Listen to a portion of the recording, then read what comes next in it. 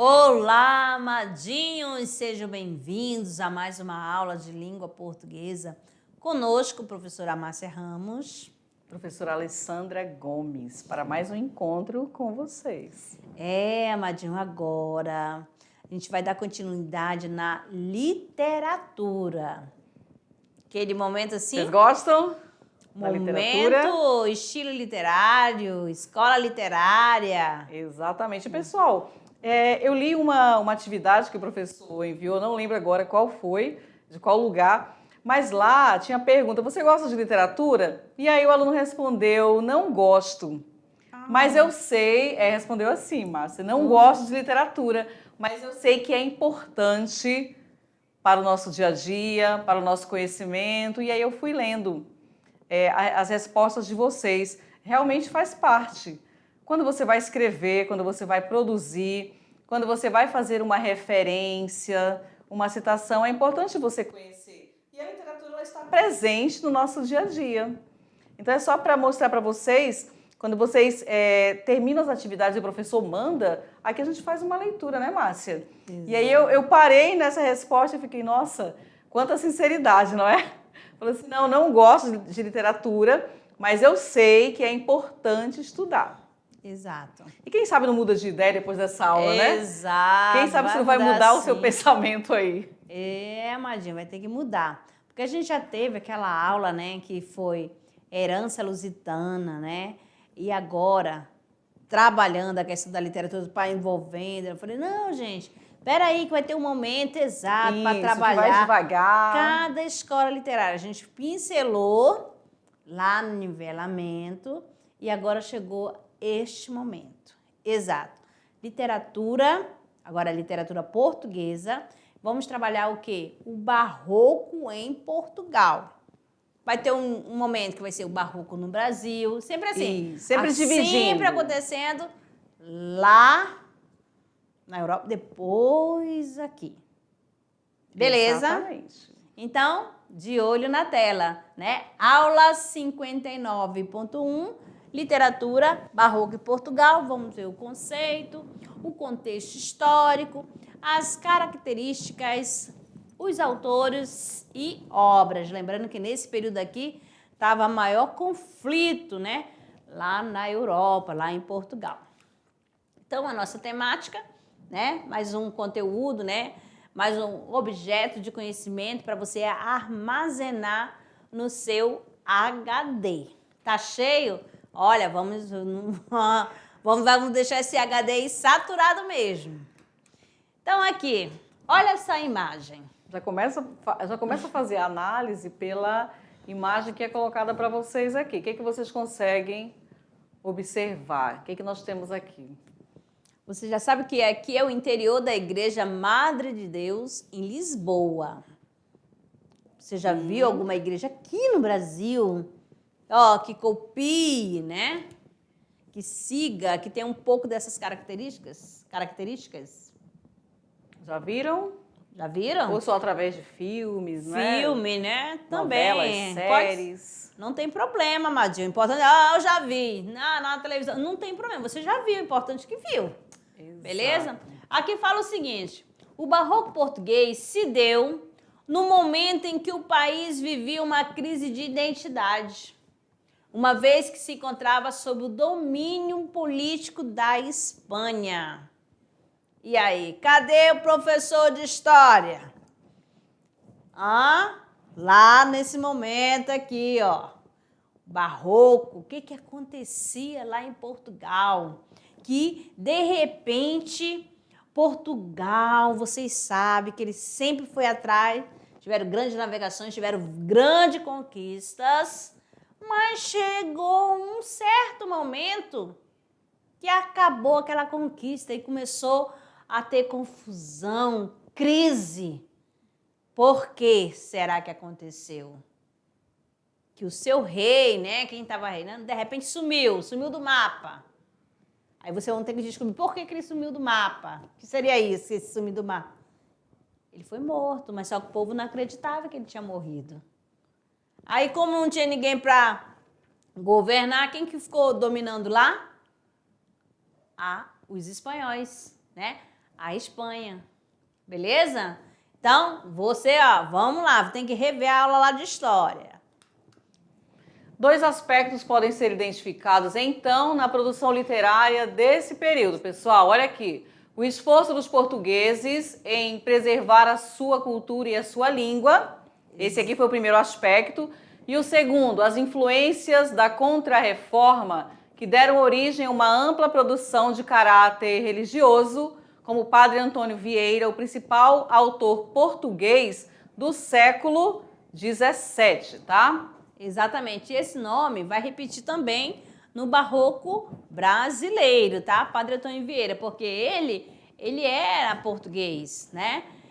Mas só que ele veio muito jovem para cá, né? Mas também fez vários escritos, né? Vários sermões, tá certo? Tanto que, professora, Padre Antônio Vieira não era da literatura brasileira? É também, tá? Mas é porque ele é português, então ele é valorizado, porque como lá em Portugal estava em crise, quase não teve assim produção literária nesse período.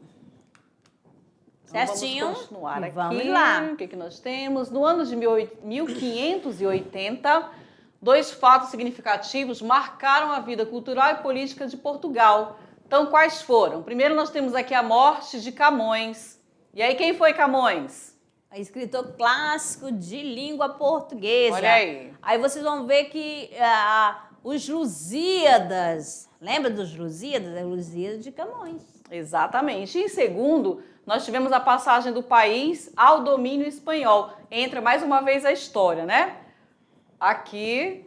Em razão de o trono português ter sido herdado por Felipe II, espanhol, né, da Espanha, depois do desaparecimento do rei São Sebastião.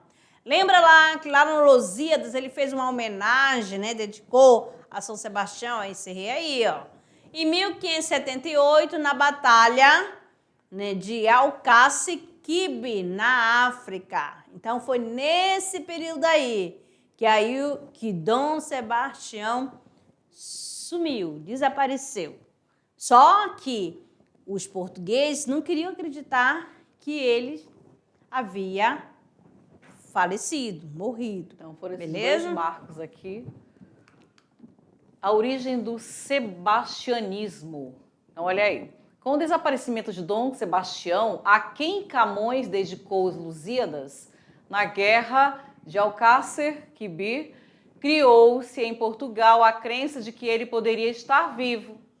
Com o passar dos anos, porém, essa possibilidade foi se tornando inviável.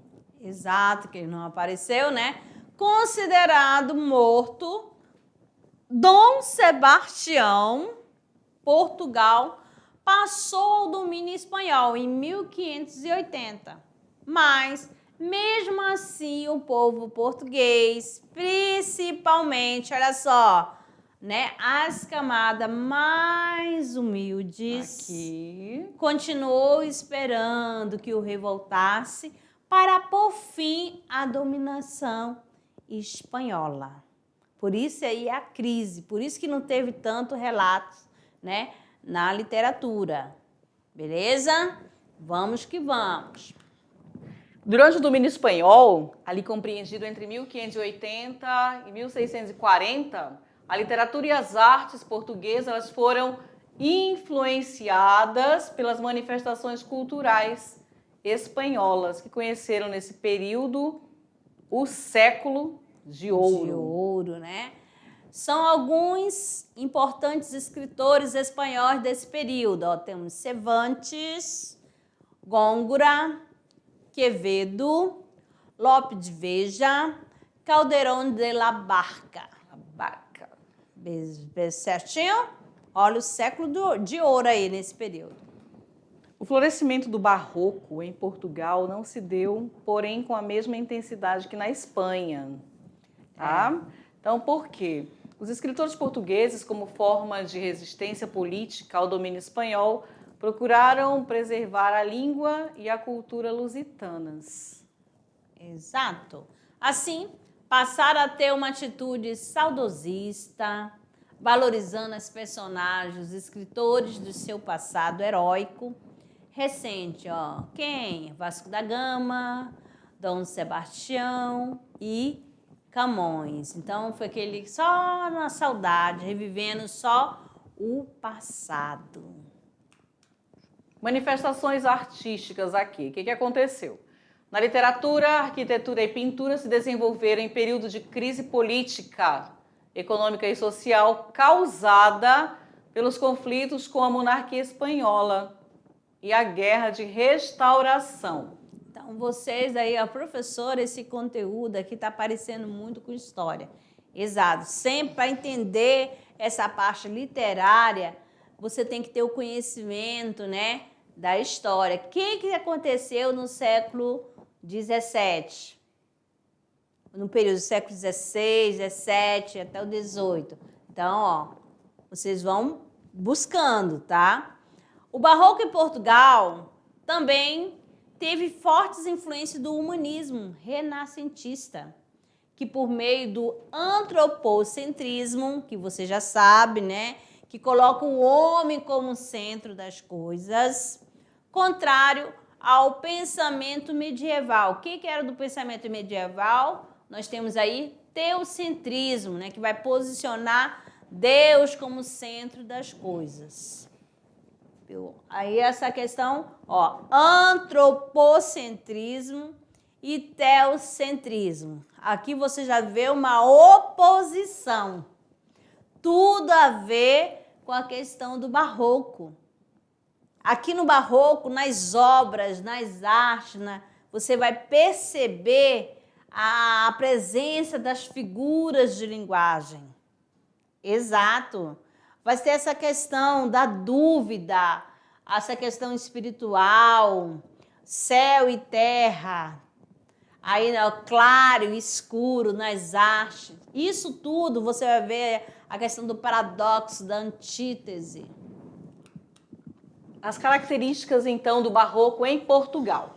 Então, vamos ver, além do tensionamento entre o antropocentrismo e o teocentrismo, que a professora Márcia acabou de colocar para vocês, que marca o estilo literário, o barroco em Portugal também teve outras características. Exato. Agora vocês vão prestar atenção. Vamos ver. Vão observar cada detalhe. Ó, nem pisca o olho. Nas aqui, artes ó, nas visuais, artes. se percebe o choque entre claro e escuro. Consegue perceber aí? E o exagero dos relevos. Então, o barroco ele apresenta uma época marcada pelas dúvidas existenciais de um homem dividido entre a razão e a penitência religiosa, um período de estabilidade e de incertezas, pessoal. Então, aqui eram muitas dúvidas que existiam, certo? Por isso que fala toda a questão do antropocentrismo e o teocentrismo. Imagina aí uma guerra, né? Um homem ao centro e a outra as questões divinas, religiosas ao centro. E presente, porque eles queriam retomar, né? Sim. Então, aqui, esta obra é o sepultamento de Cristo, chamada também de A Deposição de Cristo.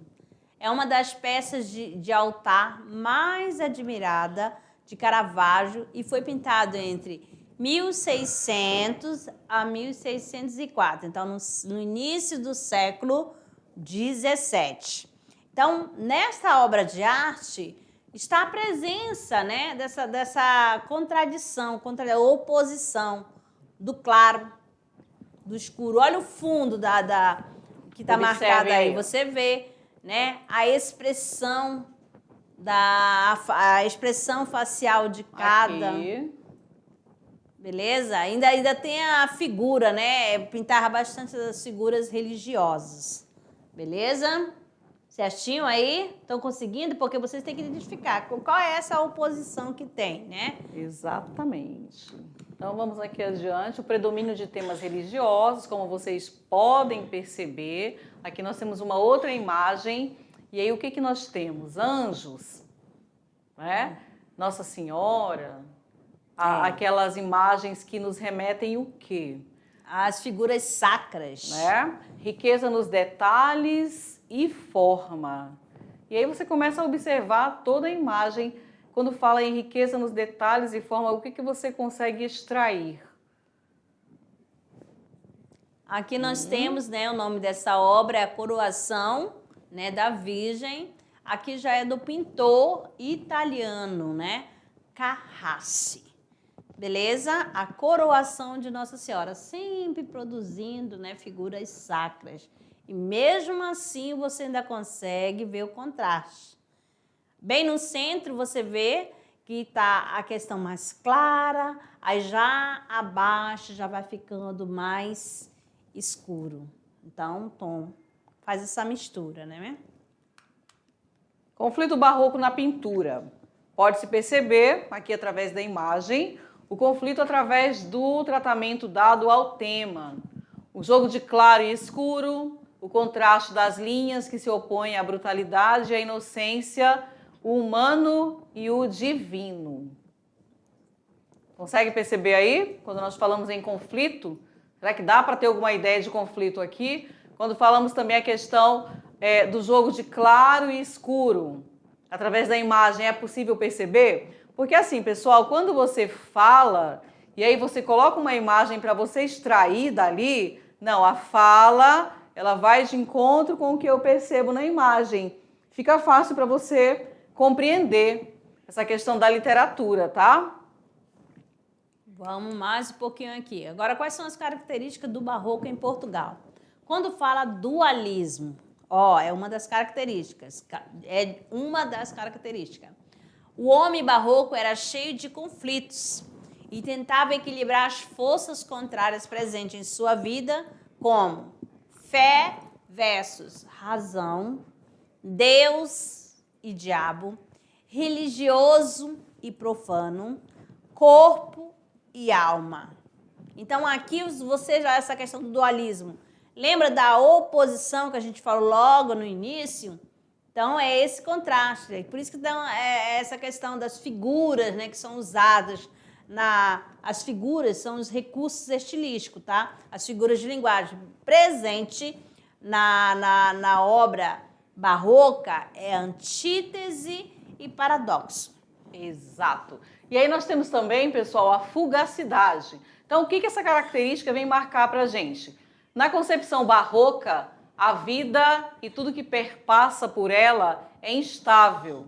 O mundo, as coisas e as pessoas mudam, tá? Nada permanece o mesmo a vida toda. Então, é uma característica aqui do barroco em Portugal, essa questão de que nada é estável. É, que sofre mudança. Então, vai embora. Feísmo, mais outra característica aqui presente, né? O barroco em Portugal tem uma grande atração pelo trágico, em rompimento ao equilíbrio clássico. Nas obras é comum retratação de cenas cruéis, dolorosas e grotescas.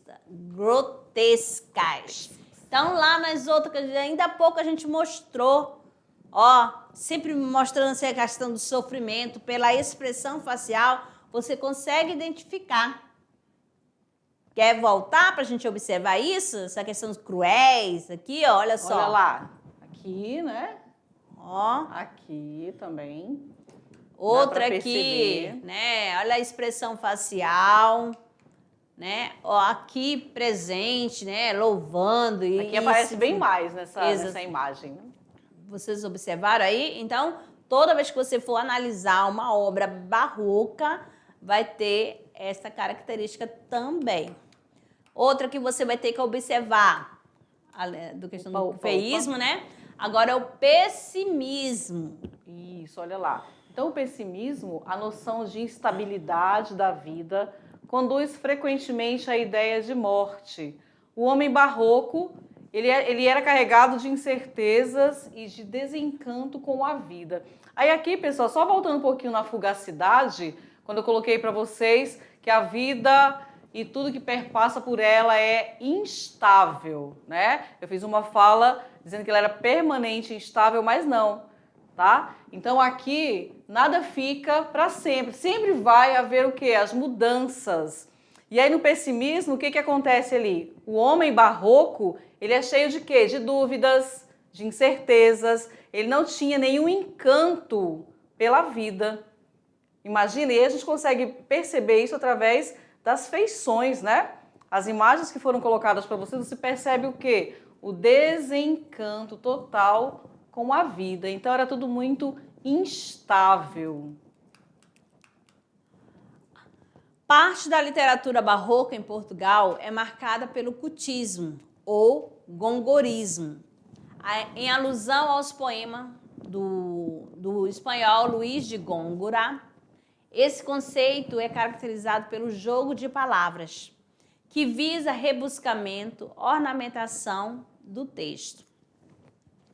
Os textos possuem uma linguagem culta e carregado de figuras de linguagem. Exatamente, aqui que vai ser o jogo de palavras. E também eram utilizadas figuras de sintaxe, como trocadilhos, hipérbatos e duobiedades. Essa figura de sintaxe é aquela figura de construção que vai mudar a estrutura da oração. Tá certo? Aqui nós temos também a outra face da literatura, é o conceptismo, que vem a ser o quê, pessoal? O jogo de ideias ou os conceitos baseados em argumentos lógicos. Então, vamos lá. Um é jogo de palavra e o outro são jogos de ideias. Então, nós temos aqui o padre Antônio Vieira, né? Que se destaca também em Portugal. Ele é de 1608 a 1697.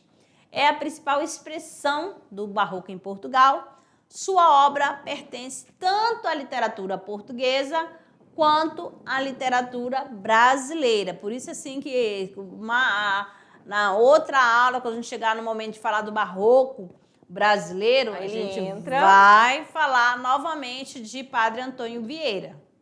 Tá certo? Muito bem. Vamos que vamos. O que nós temos aqui? Para um homem se ver a si mesmo, são necessárias 3 coisas: olhos, espelho e luz.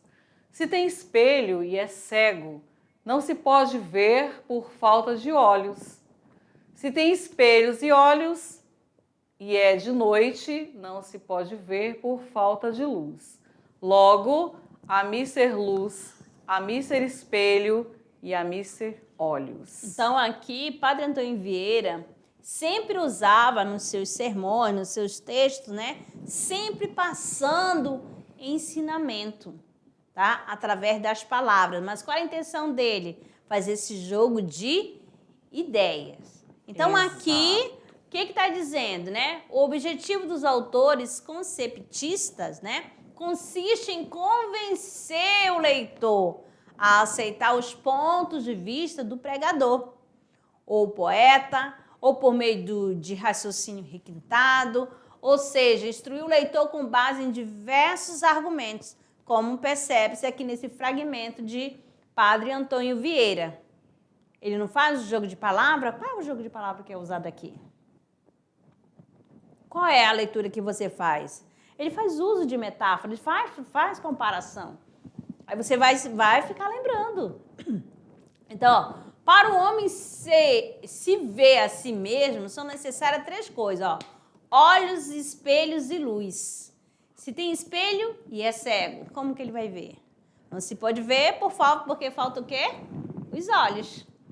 Se tem espelhos e olhos e é de noite, não se pode ver por quê? Porque está faltando o quê? A luz. Logo, ao mister luz, a mister espelho e a mister olhos. Viu só? Ele vai passando ensinamento através das palavras. Conseguiram perceber isso? A linguagem. Vamos falar um pouco da linguagem? Então, vejam bem. A linguagem ela é retratada pela inquietação, a inconformidade do homem e o seu conflito do corpo e da alma, da razão e da fé. E aí nós temos aqui o dualismo e a contradição. Isso tudo, pessoal, é em virtude do contexto histórico em que se insere, especialmente ao Renascimento e à Contra-Reforma. Então, as suas obras, os sermões, escritas em estilo conceptista. Olha a imagem aqui. Vocês conseguem perceber o quê? Dá para vocês né, visualizarem aí, o que nós temos? Né, o Padre Antônio Vieira. Sim. Né, nós temos a imagem, né? Aqui, logo lá dos povos originários, né? Aqui, passando, vamos dizer assim, catequizando. Então, passando ensinamento através das palavras. E aí entra mais uma vez a história, né? Não tem como separar a nossa literatura da história. Percebam que elas estão sempre ligadas, porque o contexto histórico vai falar muito da questão da linguagem, do que acontecia. E aí você consegue perceber, ela retrata o quê? A inquietação, né? A inconformidade do homem e o seu conflito, tanto do corpo quanto da alma. Exato, a salvação, né? Vamos lá, próxima, linguagem barroca de Padre Antônio Vieira. Então, Mais que um nós trechinho temos aqui, né? Vós diz Cristo, Senhor nosso, falando com os pregadores, sois o sal da terra. Chama-lhes sal da terra, porque quer que façam na terra o que faz o sal. O efeito do sal é impedir a corrupção, mas quando a terra se vê tão corrupta, como está a nossa, havendo tantos nela que têm ofício de sal, qual será ou qual pode ser a causa desta corrupção? Enfim, que havemos de pregar hoje aos peixes. Então, aqui nós temos, né, um trechinho do sermão de Santo Antônio, o sermão aos peixes. O que é o sal na nossa vida? Pois é, dá até para a gente fazer uma reflexão. Imaginem aí dá para a gente perceber uma comida sem sal. Como é que é para vocês uma comida sem sal? Com sal ou com muito sal. Ou sal exagerado, né? Ou sem sal. Então, tudo tem que ter uma dosagem, vocês percebem? Vocês concordam? Então, quando você fala, olha, o efeito do sal é impedir a corrupção. Mas quando a terra se vê tão corrupta como está a nossa, havendo tantos nela, e aí vai falando e colocando aqui a questão do sal. Se nós colocarmos no nosso dia a dia, você vai perceber que o sal ele precisa de um equilíbrio, nem de mais, nem de menos, percebem? Uma comida, um arroz sem sal. Não tem como, né? Então, vamos lá agora, falando um pouquinho aqui, mais outra que se destacou, né? Vamos Nós adiante. temos a Mariana Alcoforado. Olha só, quinta filha de nobre família. Mariana Alcoforado nasceu no dia 22 de 1640, em Beja, província do Baixo Alentejo. Aos 11 anos, é conduzida pelo pai ao Real Mosteiro de Nossa Senhora da Conceição, a fim de pagar uma promessa dele. A menina recebeu o véu preto.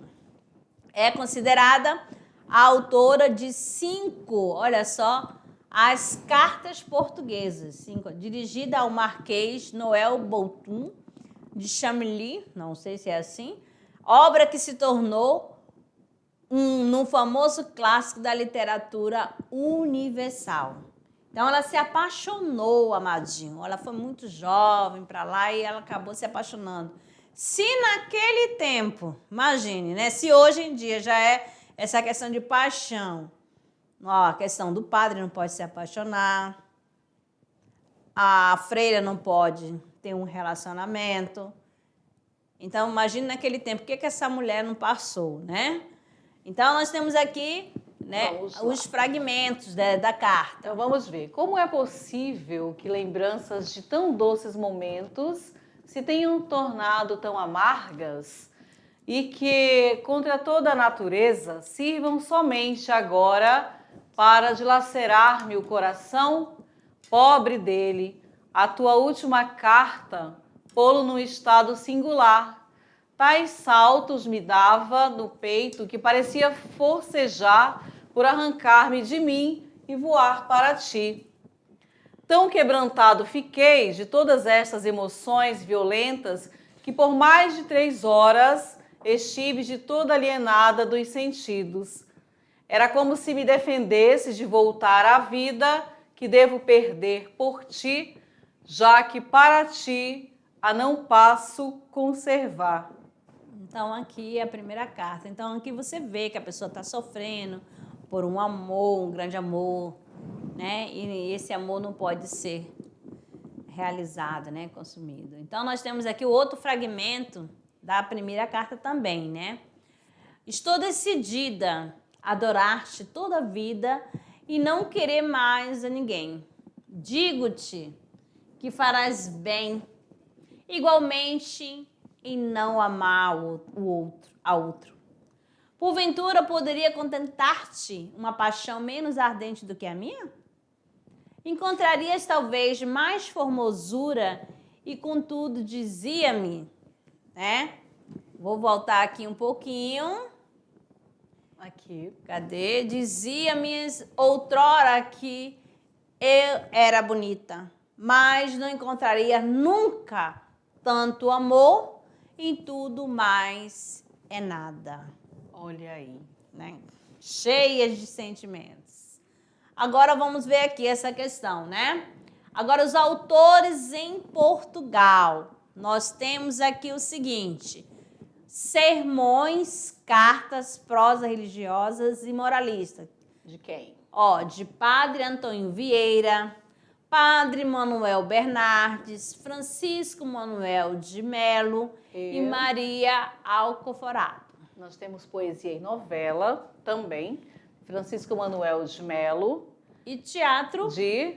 Antônio José da Silva e Francisco Manuel Isso. acho que é de Melo, só ficou de mole. Mas Isso, aqui, gente, ó. Melo. Foi uma troca, mas troca. Pronto. E aí nós temos também os principais autores da Espanha, tá? Poesia, teatro, sermões. Nós temos Luiz de Góngora, tá certo?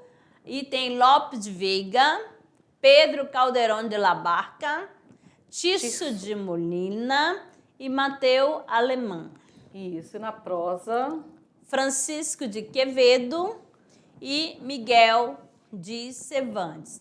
Então, vocês estão observando aqui, né, que só para reforçar que na produção literária portuguesa não teve aquela produção como tinha antigamente, tá certo? Por que não teve essa produção? Por causa da questão do conflito. Quem que foi que se destacou nesse período? Quem escreveu naquele período? Foram os espanhóis, tá certo? Os autores da Espanha que se destacaram, tá certo? Porque a Espanha, né, que estava dominando Portugal, tá certo? Então, aí, somente para frisar para vocês algumas obras. Cadê as obras, né, da literatura? Então, falou do Padre Antônio Vieira, falou da Mariana. E é isso. Exatamente. Conseguiram compreender, né, sobre essa questão do barroco em Portugal, as características. Sempre lembrando a questão que a história acompanha a literatura, certo? E aí, esperamos que vocês tenham colocado as anotações de vocês em relação às características, o conceito, aquele momento conturbado, a incerteza do homem, e aí vem o antropocentrismo, o teocentrismo. Então, acho que ficou bem marcado aí para os senhores. Certinho? Então, amados, ficamos por aqui e até daqui a pouco com a nossa revisão. Tchau. Tchau.